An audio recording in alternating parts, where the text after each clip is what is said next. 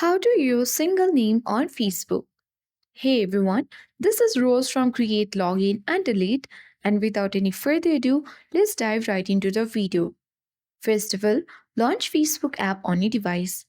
Tap three-line icon at top right corner of the screen. And when you access your profile, you can see that our username is set to Silver Silver, that is two names on Facebook. To set single name on Facebook, just come back to this menu page and tap the gear icon at top right corner of the screen. Tap See More in Account Center.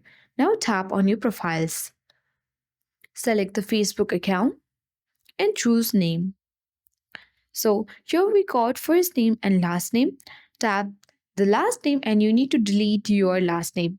When you delete your last name, you will see that we are not able to review changes.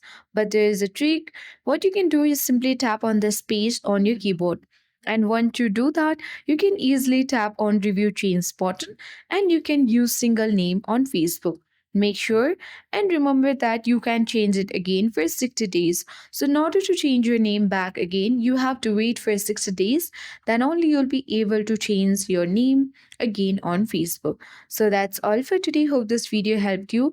If you're new to our channel, hit the like button and subscribe for more tech and tips videos.